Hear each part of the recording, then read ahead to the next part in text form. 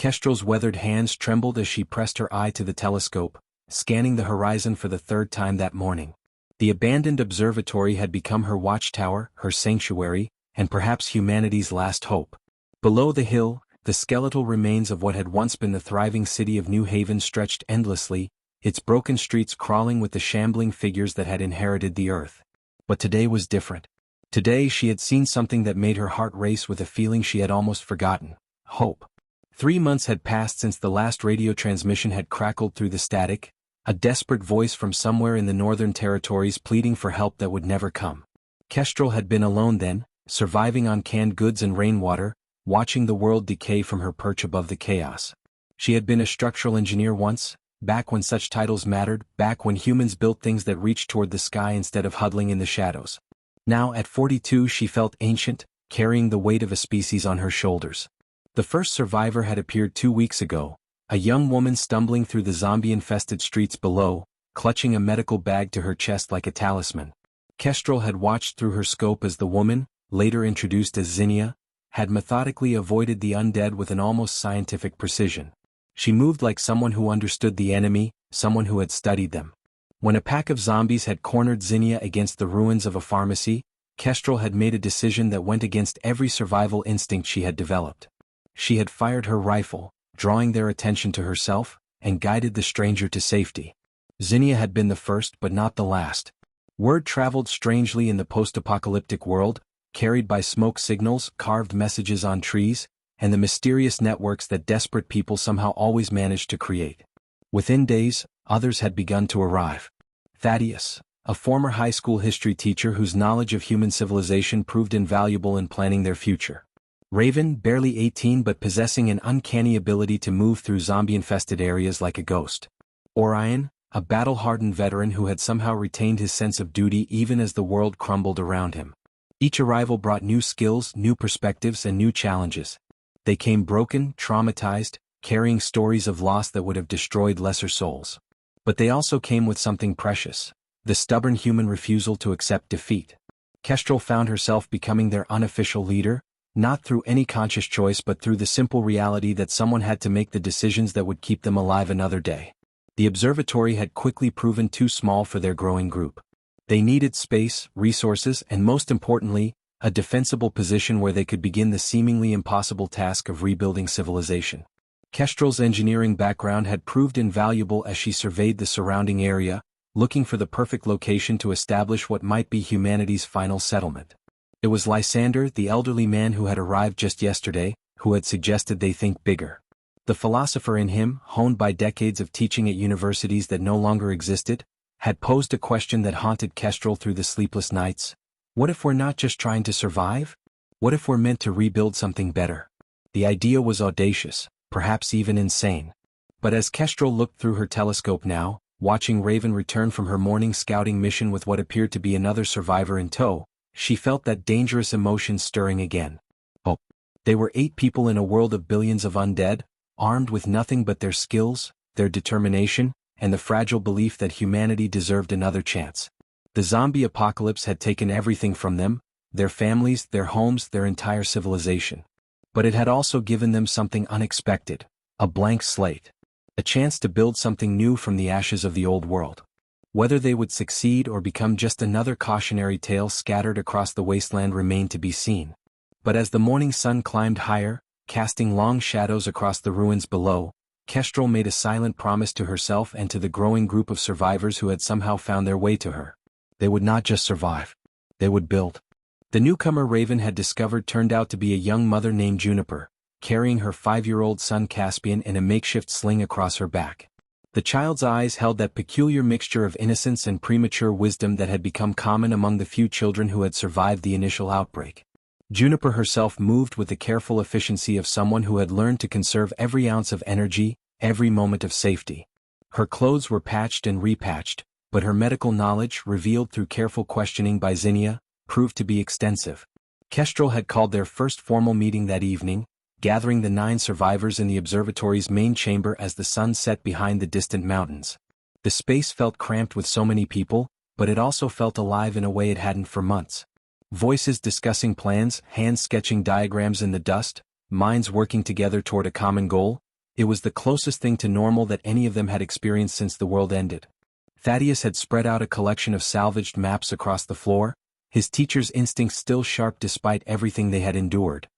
His graying beard and wire-rimmed glasses gave him an air of authority that the group naturally respected. "We need to think strategically about location," he said, his finger tracing possible routes through the zombie-infested territories. "Fresh water, defensible positions, arable land for growing food. But most importantly, we need somewhere we can expand." Orion, still carrying himself with military bearing despite his civilian clothes, nodded grimly. "The zombies move in predictable patterns. They're drawn to sound, movement, the scent of living flesh. If we're smart about it, we can use their limitations against them." His scarred hands sketched defensive positions on Thaddeus's maps with practiced precision. "But we'll need walls, weapons, and a lot of luck." Zinnia had been quietly listening, occasionally glancing at Juniper and little Caspian with the careful attention of someone who understood how precious life had become. "I've been studying their behavior," she said softly. "The infected, I mean. There are patterns we might be able to exploit. They're less active in extreme cold, they avoid certain chemical compounds, and they seem to have limited memory retention.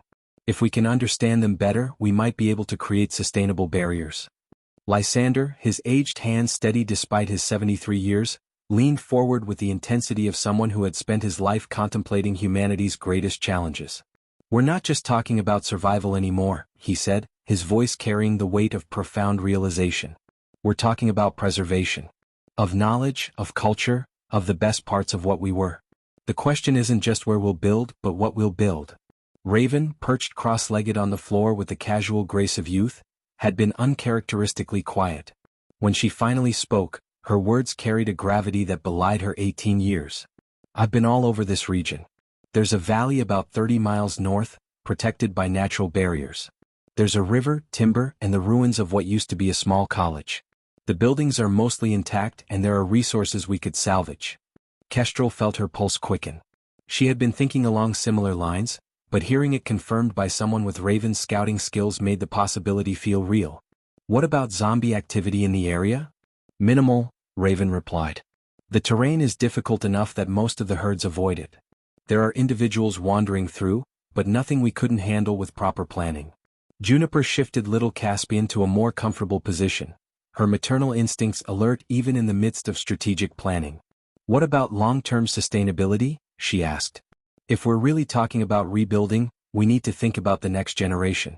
Education, healthcare, agriculture. We can't just survive, we need to thrive." The word hung in the air like a challenge. Thrive. It seemed almost blasphemous to use such a term in a world where simple survival required constant vigilance and sacrifice.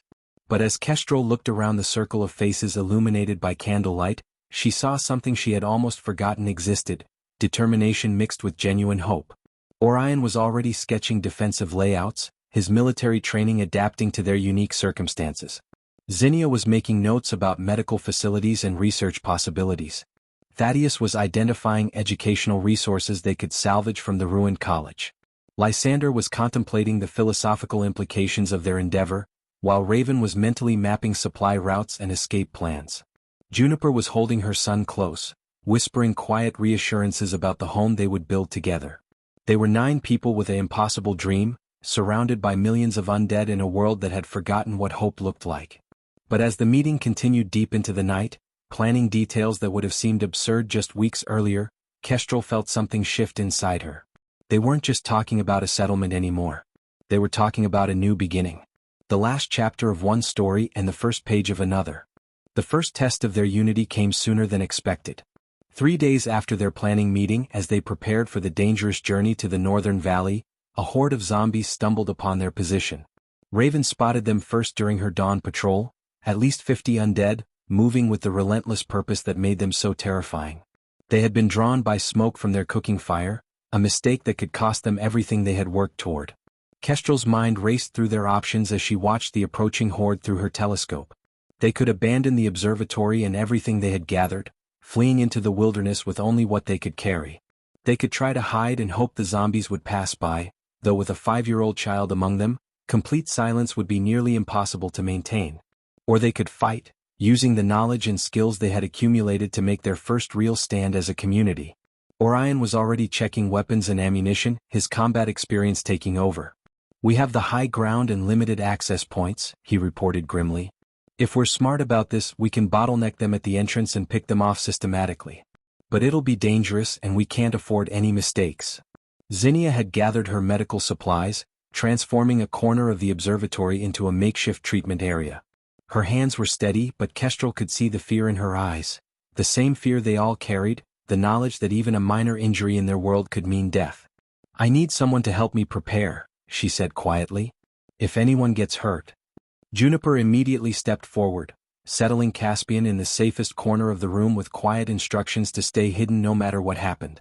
Her medical knowledge, combined with Zinnia's research experience, gave them the best possible chance of treating any injuries.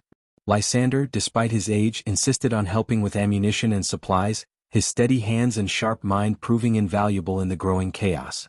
Thaddeus took charge of coordinating their defense, his teaching background translating surprisingly well to tactical planning. "Raven, you know these grounds better than anyone. What's our best defensive position?" His voice carried the calm authority of someone who had spent years managing crises, albeit of a very different nature. Raven was already moving, her young body adapting to the crisis with fluid grace. "The main staircase is narrow, we can force them to come up single file. There's also a back entrance, but it's partially collapsed. I can cover that approach with the bow." She had become deadly accurate with the salvaged hunting bow, her natural athleticism and careful practice making her their best ranged fighter. As the zombies drew closer, Kestrel felt the weight of leadership settling on her shoulders like a familiar burden. These people had looked to her for guidance, had trusted her judgment about their future, and now their lives depended on the decisions she made in the next few minutes. The engineering part of her mind calculated angles, structural weak points, and defensive advantages, while the human part of her fought down the terror that threatened to overwhelm her rational thinking. The first zombies reached the base of the hill just as the sun reached its zenith, their decomposing faces turned upward toward the observatory with mindless hunger. Orion had positioned himself at the main entrance, his rifle ready, while Kestrel took a position at the largest window with their backup weapon. The plan was simple: systematic elimination, conserving ammunition, avoiding any actions that might attract additional threats. The battle, when it began, was unlike anything Kestrel had experienced. The movies had never captured the smell of decomposing flesh in enclosed spaces, the nauseating sound of bullets impacting rotted bodies, or the psychological horror of fighting enemies that had once been human. But they worked together with a coordination that surprised them all, each person fulfilling their role in the defense with grim determination. Raven's arrows found their targets with deadly precision, while Orion's military training showed in every controlled burst of gunfire. Zinnia and Juniper worked together to pass ammunition and supplies, their medical training evident in the efficient way they moved through the chaos. Thaddeus coordinated their efforts with calm directions, while Lysander kept careful count of ammunition and spotted threats that others might miss. When the last zombie fell, they stood in exhausted silence, surveying the carnage that surrounded their temporary home. They had won, but the victory felt hollow. The noise of the battle would certainly attract more undead, and their ammunition supplies were significantly depleted. Most importantly, they had learned that their dream of rebuilding would come at a cost in blood and terror that none of them had fully comprehended. But as they began the grim task of clearing bodies and preparing to abandon their position, Kestrel realized something profound had changed. They were no longer just survivors thrown together by circumstance. They had fought together, protected each other, and emerged as something stronger. They had become a community in the truest sense, bound by shared sacrifice and mutual dependence. The road ahead would be filled with similar challenges, but they would face them together. The journey to the northern valley took 6 grueling days, moving carefully through territory that seemed determined to test their resolve at every turn. They traveled in single file, with Raven scouting ahead and Orion bringing up the rear, while the others maintained careful spacing to avoid detection. Each night they huddled in whatever shelter they could find, abandoned buildings, dense forest groves, once even a partially collapsed highway overpass, always listening for the shuffling footsteps that would announce another deadly encounter. Little Caspian proved to be remarkably resilient, adapting to their nomadic existence with the flexibility that children possess. He rarely complained, though Kestrel could see the strain in his young face when he thought no one was watching. Juniper carried him when necessary, but he insisted on walking whenever possible, his small legs working to keep pace with the adults who had become his extended family. On the 4th day they faced their first serious internal crisis. Their food supplies, carefully rationed from the beginning, were running dangerously low. Thaddeus had calculated that they would reach the valley with perhaps a day's worth of provisions remaining, but that assumed they could maintain their current pace without delays. When Lysander began showing signs of exhaustion that threatened to slow their progress, tensions that had been building beneath the surface finally erupted. "We can't afford to carry dead weight," Orion said bluntly, his military pragmatism clashing with the group's more humanitarian instincts. "If we don't reach the valley soon, we'll all starve. We need to make hard decisions now before it's too late." Zinnia's response was immediate and fierce. "We don't abandon people. That's what separates us from the monsters out there." Her medical training had instilled in her an absolute commitment to preserving life, even when the odds seemed impossible. "Lysander's knowledge and experience are invaluable. We'll find another way." Raven, surprisingly, supported Orion's position, though her reasoning was more practical than callous. "I could move faster alone, scout ahead for food sources or alternative shelter. Every hour we delay increases our risk." Her youthful energy and natural athleticism made her their most capable individual traveler, and she knew it. Kestrel found herself in the impossible position of mediating between competing survival strategies, each valid in its own way. The engineer in her wanted to calculate optimal solutions, but the human being in her understood that some decisions couldn't be reduced to mathematical formulas. She looked at Lysander, who sat quietly against a tree trunk, his breathing labored but his eyes alert with the intelligence that made him invaluable to their mission. "What do you think?" she asked him directly. "You understand the stakes as well as anyone." Lysander smiled with the gentle wisdom of someone who had spent decades contemplating human nature. "My dear, I've lived 73 years, most of them in a world that no longer exists. If my death means the survival of knowledge and hope for the future, it's a trade I'd make gladly." His words carried no self-pity, only the calm acceptance of someone who had already outlived his expectations. "But I don't think that choice is necessary yet." Thaddeus had been studying their salvaged maps with the intense focus he had once brought to lesson planning. "There's a small town about 8 miles from here," he said slowly. "Raven scouted it briefly, but we didn't investigate thoroughly. If there are supplies there—" "It's dangerous," Raven interrupted. "The main street has at least a dozen zombies and there could be more in the buildings. Going in there with a group this size would be asking for trouble." Juniper had been listening quietly while keeping Caspian occupied with a simple word game. "What if we created a distraction?" she suggested. "Draw the zombies away from the town center, give a small team time to gather supplies?" The plan that emerged from their discussion was risky but elegant in its simplicity. Orion and Raven would create a noisy distraction on the far side of town, using firecrackers salvaged from their supplies to draw the undead away from the main commercial area. Meanwhile, Kestrel and Thaddeus would enter the town from the opposite direction, focusing on the pharmacy and grocery stores that offered their best chance of finding medical supplies and food. The operation required precise timing and flawless execution. Any mistake could result in the team being trapped between hostile zombies and limited escape routes. But as they finalized the details, Kestrel realized that their crisis had actually strengthened their bonds rather than fracturing them. They had faced the question of individual versus group survival and chosen to risk everything for each other. As night fell and they prepared for the morning's dangerous mission, each member of the group understood that they were no longer just trying to reach a safe destination. They were defining the values that would guide their new community, establishing the principles that would determine what kind of civilization they would build from the ashes of the old world. The town of Millbrook had once been home to 3,000 people, a quiet farming community that had probably never imagined it would become a battleground in humanity's final struggle. Now its empty streets held only shadows and the shambling forms of the undead, while abandoned cars sat rusting in driveways where families had once gathered for barbecues and birthday parties.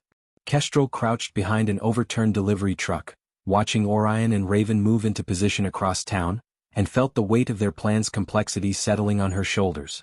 The first explosion shattered the morning silence like a thunderclap, followed immediately by a series of smaller detonations as Orion's homemade firecrackers drew the attention of every zombie within miles.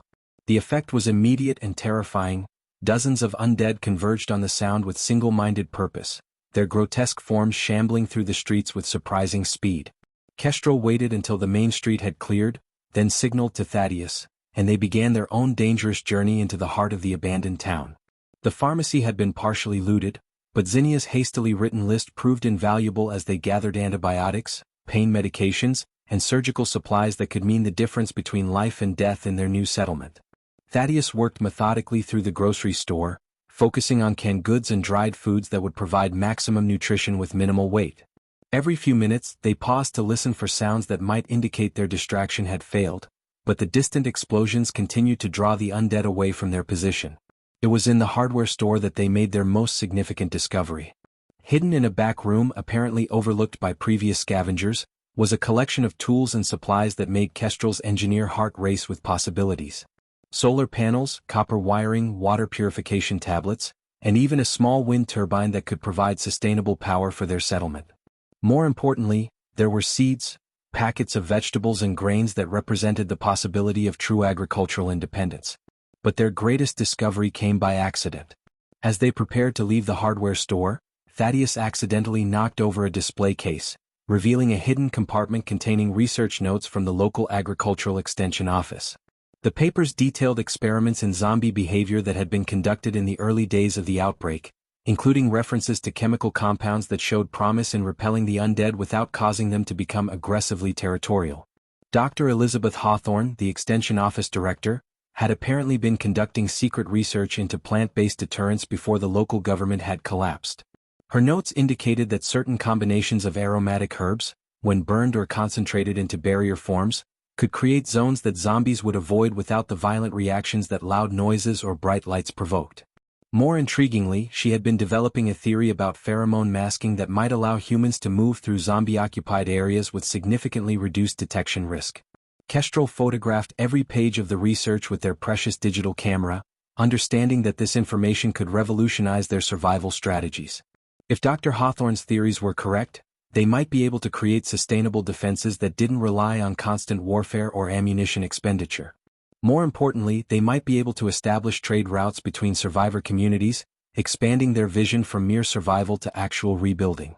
The explosions across town were beginning to fade, signaling that their time was running short.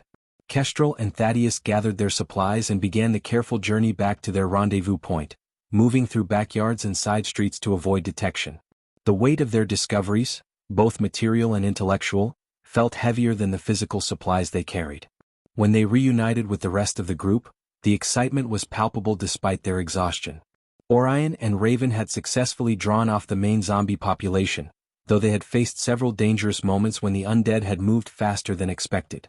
Zinnia examined their medical hall with professional satisfaction, while Lysander pored over Dr. Hawthorne's research notes with the fascination of an academic encountering groundbreaking work in his field.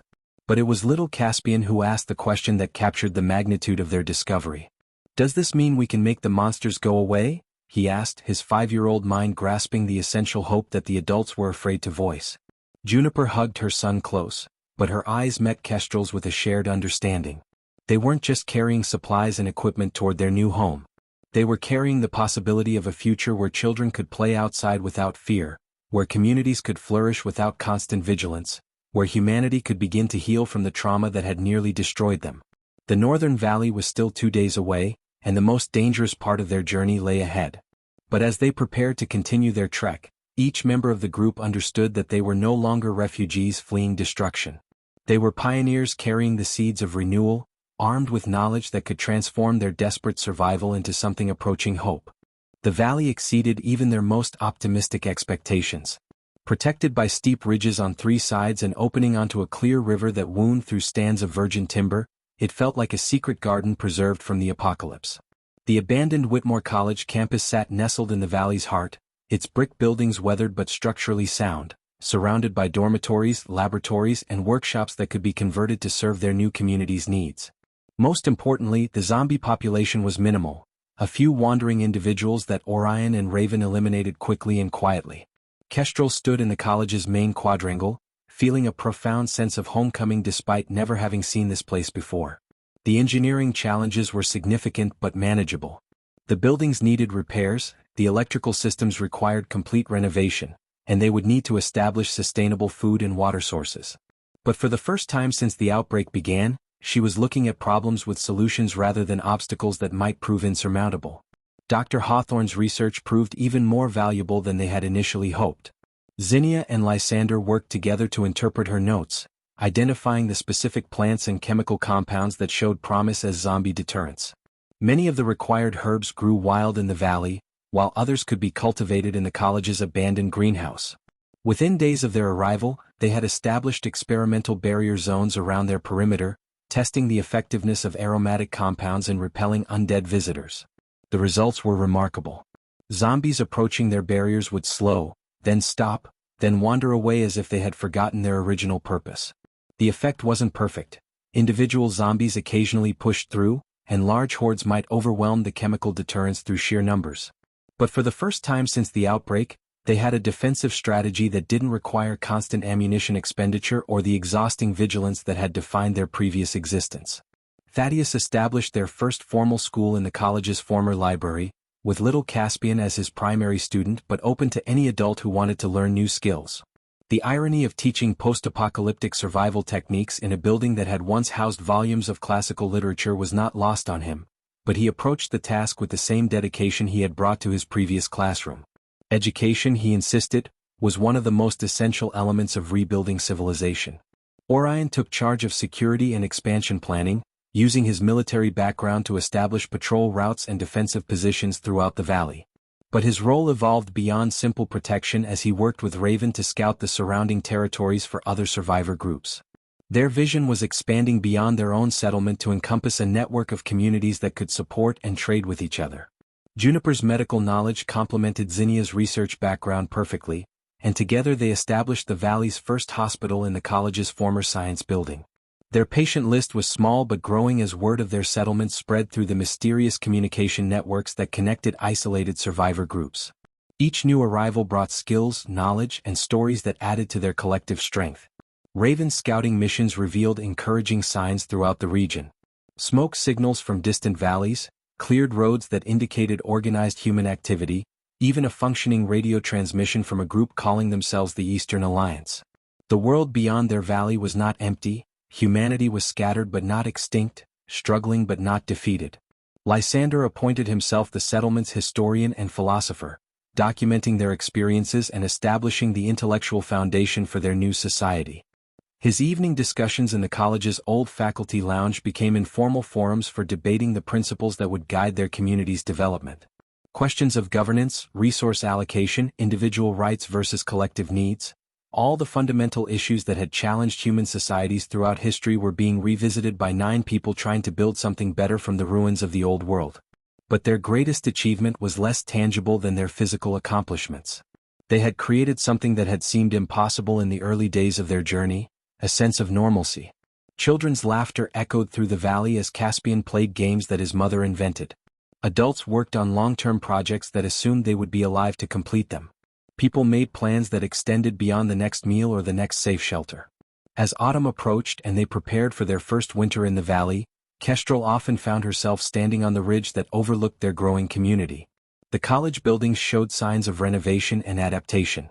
Gardens flourished where Dr. Hawthorne's research had guided their agricultural efforts. Solar panels and wind turbines provided clean energy for workshops and laboratories where their people pursued projects that ranged from immediate survival needs to ambitious long-term research. They were still only 9 people in a world dominated by the undead, still vulnerable to the countless threats that could destroy everything they had built. But they had proven that rebuilding was possible, that hope was not just a luxury for those who had forgotten the true scope of their situation. They had created a foundation upon which others could build, a beacon that could guide other survivors toward something better than mere existence. The future remained uncertain, filled with challenges they could barely imagine. But for the first time since the world ended, they were building something that could outlast their individual lives, something that could serve as humanity's second chance. The crisis came in late autumn, just as the valley's first harvest was ready for storage and their defenses seemed most secure. A massive horde, larger than anything they had encountered before, emerged from the southern passes like a black tide of decomposing flesh and mindless hunger. Raven spotted them during her morning patrol, at least 300 zombies moving with the relentless coordination that made large groups so terrifying. They had perhaps 6 hours before the horde reached their barriers, 6 hours to test everything they had built against the ultimate challenge. Dr. Hawthorne's chemical deterrents had worked perfectly against small groups, but this many zombies would likely overwhelm any passive defenses through sheer pressure. Worse, the horde's approach route would take them directly through the valley's most vulnerable point, where the river created a natural funnel that concentrated any approaching threat. Orion's military experience had anticipated this possibility, But theoretical planning was very different from facing 300 decomposing enemies with limited ammunition and nowhere to retreat. Kestrel called an emergency meeting in the college's main hall, her mind racing through options that all seemed inadequate. They could evacuate, abandoning everything they had built to preserve their lives. They could try to hide, hoping the horde would pass through without detecting their presence. Or they could fight, using every advantage they had developed to make a stand that would determine whether their vision of rebuilding had any realistic foundation. Zinnia's voice cut through the initial panic with scientific precision. The chemical barriers won't stop this many, but they might channel them. If we concentrate the deterrents in specific areas, we can influence their movement patterns, force them into kill zones where our defensive advantages are maximized. Her research into zombie behavior had revealed predictable patterns that could be exploited with careful planning. Thaddeus spread their detailed maps across the hall's tables, his teaching instincts translating complex tactical situations into comprehensible plans. The old amphitheater could serve as a funnel. It's a natural bottleneck with steep sides and limited escape routes. If we can draw them there. He left the sentence unfinished, but everyone understood the implications. Lysander, surprising them all with the depth of his strategic thinking, pointed to a section of the college's infrastructure that they had largely ignored. The old heating system uses underground tunnels throughout the campus. With modifications, we could create a secondary defensive network, allowing movement and communication even if the surface positions are overrun. Raven was already calculating distances and timing with the precision that made her such an effective scout. I can reach the southern ridge before they arrive, use noise and movement to influence their approach route. But once they're committed to a direction, I won't be able to change their course. Orion nodded grimly, his military mind embracing the complexity of their situation. This isn't just about survival anymore. Every other survivor group in the region will be watching to see if our approach actually works under pressure. If we succeed, we prove that rebuilding is possible. If we fail. Juniper held Caspian close, her medical knowledge making her acutely aware of how quickly their situation could deteriorate. What about evacuation protocols? If things go wrong, we need ways to get people out safely. Her maternal instincts demanded contingency plans, even as her rational mind understood that retreat might mean abandoning everything they had worked toward. The plan that emerged from their frantic discussion was ambitious to the point of recklessness. They would use concentrated chemical deterrents to channel the horde into the amphitheater, where prepared defensive positions and explosive devices could eliminate large numbers efficiently. Underground tunnels would allow repositioning and retreat if necessary, while prepositioned supply caches would support extended resistance. Most critically, they would implement Dr. Hawthorne's theoretical pheromone masking techniques, using concentrated plant extracts to reduce their detectability during the battle. The approach was largely untested, but their research suggested it might allow closer engagement with reduced risk of attracting additional attention. As they prepared for battle, each member of their community understood that they were fighting for more than their individual survival. They were testing whether their vision of peaceful rebuilding could coexist with the violent realities of their post-apocalyptic world. The outcome would determine not just their fate, but the fate of every survivor group that might follow their example. The horde appeared on the southern horizon as the sun reached its zenith, a writhing mass of decomposing humanity that seemed to darken the sky itself. But for the first time since the world ended, 9 people stood ready to face the darkness with something more powerful than just weapons and desperation. They had knowledge, community, and the fierce determination of people who had found something worth defending. The battle for the valley would determine whether humanity's second chance was real or merely another dream destined for destruction in the face of overwhelming horror. The battle raged from midday until sunset, a grinding test of everything they had learned about survival, community, and the delicate balance between hope and desperation. The chemical deterrents worked better than expected, channeling the massive horde exactly where Orion's tactical planning had anticipated. Wave after wave of zombies funneled into the amphitheater, where explosive devices and carefully positioned defensive positions allowed their small group to eliminate threats with devastating efficiency. But victory came at a cost that would haunt them forever.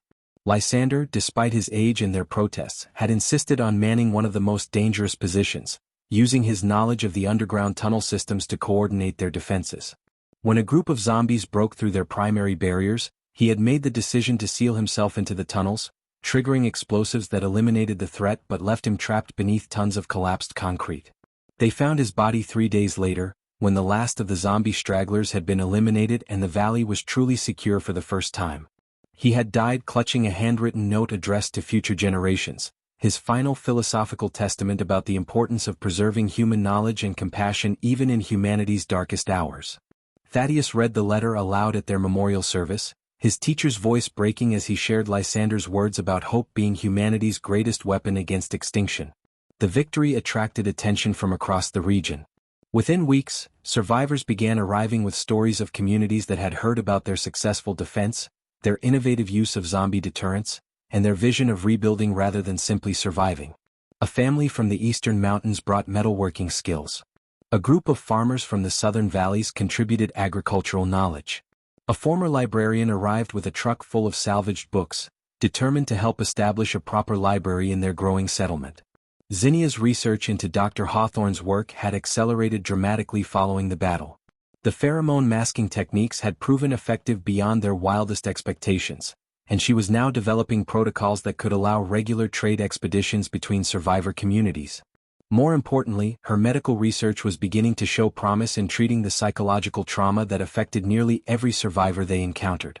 Kestrel found herself evolving from settlement engineer to something approaching a regional coordinator, as other communities reached out for advice on defensive strategies, resource management, and organizational structures. The radio equipment they had salvaged and improved now carried daily communications with survivor groups across hundreds of miles, creating a network of mutual support that grew stronger with each passing week. Raven had become their primary ambassador to the outside world, her scouting missions expanding into diplomatic expeditions that established trade relationships and mutual defense agreements with other communities. At 19, she had already traveled further through the post-apocalyptic landscape than most adults, carrying messages and knowledge between settlements that were slowly transforming from isolated enclaves into the foundation of a new civilization. Thaddeus's school had expanded beyond Little Caspian to include children from across the valley and visiting students from allied communities. His classroom discussions about governance and social organization were shaping the political structures that would guide their growing confederation of settlements. The children who learned in his classes would be the leaders of humanity's renewal, carrying forward the lessons learned in those desperate early days. But success brought new challenges that tested their community in ways they had never anticipated. Resource allocation between settlements, disputes over territorial boundaries, questions about accepting refugees who might bring disease or danger, all the complex issues that had challenged human societies throughout history were being recreated in miniature among the scattered survivor communities. On the first anniversary of their arrival in the valley, Kestrel stood once again on the ridge overlooking their settlement, but now she could see far beyond their borders to the smoke signals and radio towers that connected them to an expanding network of human communities. The college campus had grown into a small town, surrounded by farms and workshops and research facilities that were pushing the boundaries of post-apocalyptic survival. Little Caspian, now 6 and already reading at an advanced level under Thaddeus's tutelage, ran up the hill to join her, his child's voice breaking the contemplative silence. "Mama Juniper says you're thinking about the people who aren't here anymore," he said with the directness that children bring to difficult subjects. Kestrel nodded, thinking of Lysander and all the others who had died so that this moment could exist. "I'm thinking about what they would want us to do next." Caspian considered this with the seriousness of a child who had grown up understanding that choices had consequences, that survival required sacrifice, and that hope was something you had to fight for rather than simply wish for. "I think they would want us to keep building," he said finally. "Keep making it better for the people who come after us." As the sun set behind the mountains that protected their valley, Kestrel realized that the boy was right. They had proven that rebuilding was possible, that humanity could survive and even thrive in the ruins of the old world. But their greatest achievement was not the settlement they had built or the zombie defenses they had perfected. It was the knowledge they had preserved and the hope they had kindled, a flame that would guide future generations toward something better than mere survival. The zombie apocalypse had taken everything from them, but it had also given them the chance to build something new from the ashes of the old world. And in the growing network of communities that looked to their valley for guidance and inspiration, the future of humanity was slowly, carefully, taking shape once again.